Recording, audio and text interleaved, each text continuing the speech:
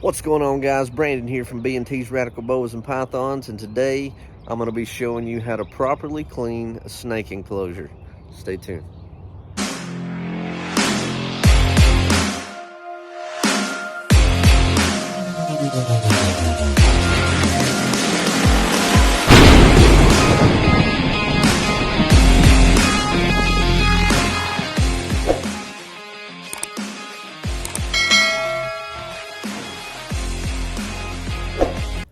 Now we're going to go over what you're going to need to get this process going. I'm going to go ahead and say that today I'm going to be doing the 32 quart tubs, and I'm only going to do one of them because I'm really not trying to bore you guys to death. So I'm going to be doing one on camera and then the rest off camera, of course. These guys will not be being cleaned today because they're pretty good as of right now. So anyways, let's go ahead and get started. What you're going to need: you're going to need paper towels, quite a bit of them. This is a small roll, and I'm about to get another roll, of course. You're going to need gloves. You're going to need a cleaning solution. This is chlorhexidine. This is what we use here at B&T's. Some people like to use a mixture of vinegar and water. Some people like to use a very, very, very diluted bleach. I would honestly try to stay away from that as much as possible because it's really going to smell up your snake room, and that's just not healthy on your animals. There's also F10. F10 is a veterinary cleaning solution that is used all over the world. It's absolutely great. Excuse me, guys, my nose is pouring today. The chlorhexidine, you do not want to use it straight. You want to use it in a mixture of water. Now this, I understand it looks like I just poured it out of this jug, but I promise you, I did not. This is actually a mixture of water and chlorhexidine.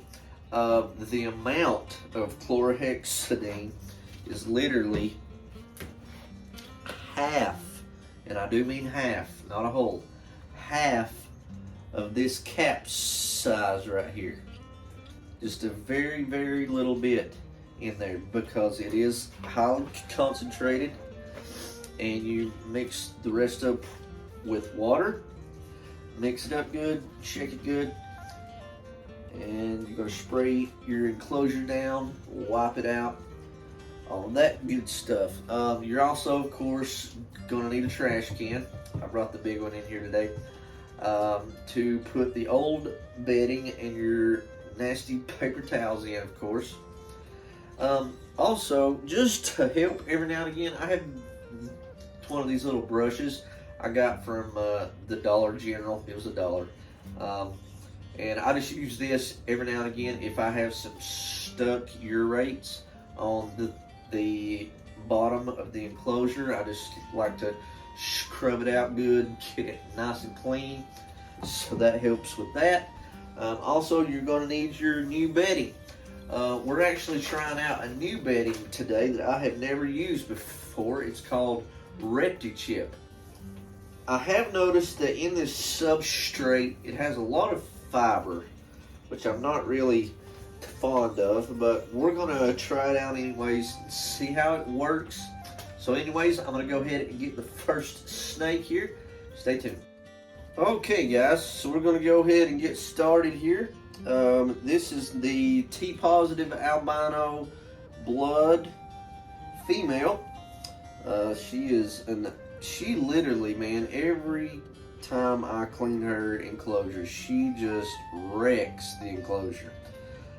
She literally dumps her water all the time. I have to clean it out, all that good stuff. I mean, I understand that they like humidity, but geez, not that much, you know. So anyways, I'm going to go ahead and get her out. Again, all of our snakes here at B&T's are hook trained. So I'm just going to take the hook, rub it on her head a little bit there, let her know that I'm here and I'm not food. And I'm just going to Pick her up. Oh, come here, girly. Don't be so feisty. Alright. Pick her up, just like this. I'm just going to place her. Look how big she's getting, guys. She's so pretty. Anyways, I'm going to put her right here in this holding container. Also, I forgot to mention that earlier. You're going to need a holding container for the snake. One that has a lid, preferably, so that they don't escape.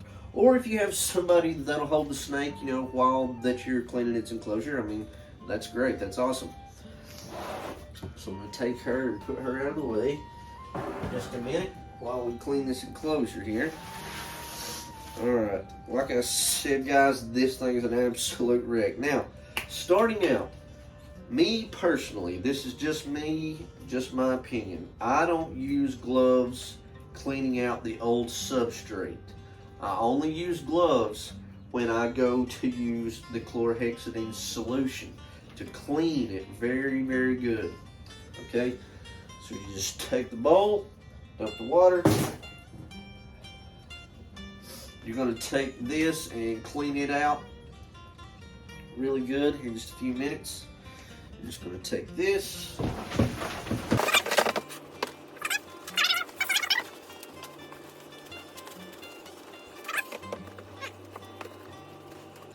Okay, now I've got all of the old substrate out. So what I'm going to do is, I'm going to put my gloves on. Again, I only use gloves with this because I'm using a cleaning solution that has chemicals, of course. And honestly, I just want it to be very, very clean once I'm done. And I will literally, guys, change gloves on every single enclosure.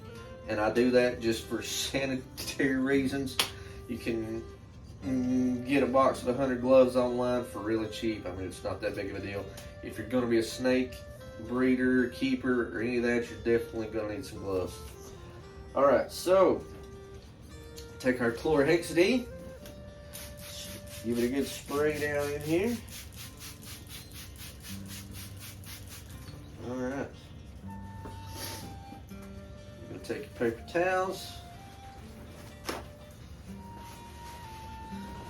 Just wipe it down really good. Now you want to make sure that this enclosure is really good and dry. And none of this chlorhexidine is left.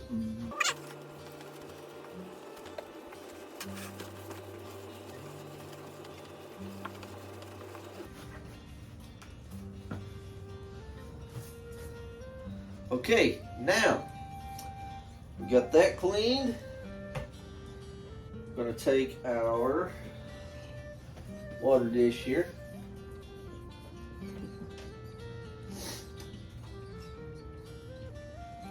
I also use chlorhexidine in the water dishes, but I only use one squirt on the front, one squirt on the back. That's it. Nothing more. So you take your paper towels.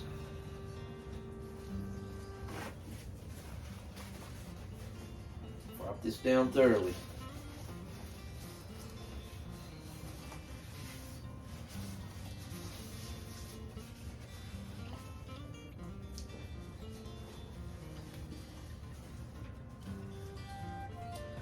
Alright, so now we've got the water bowl clean, we've got the enclosure clean. Now it's time to put in a new substrate.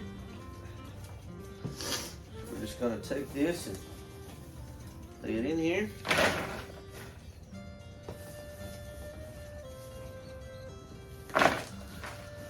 Now, because, well, because she makes such a mess in her enclosure all the time, I'm not going to spray it down.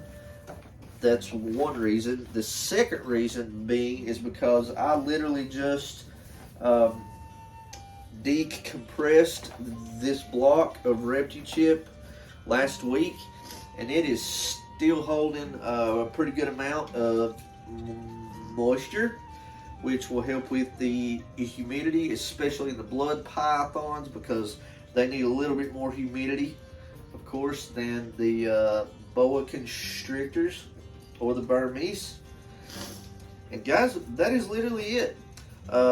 We have the new substrate in there. We have the water bowl in there. I'm going to add some water in a few minutes when I put her back in the rack. So now I'm going to take my gloves off. Before handling the snake again, take your gloves off. Take them off. Put them in the trash.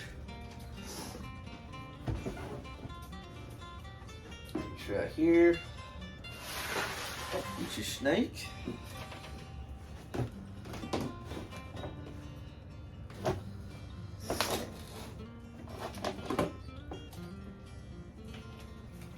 And again, we're going to take her hook and rub her so that she knows it's time to eat and we're not food.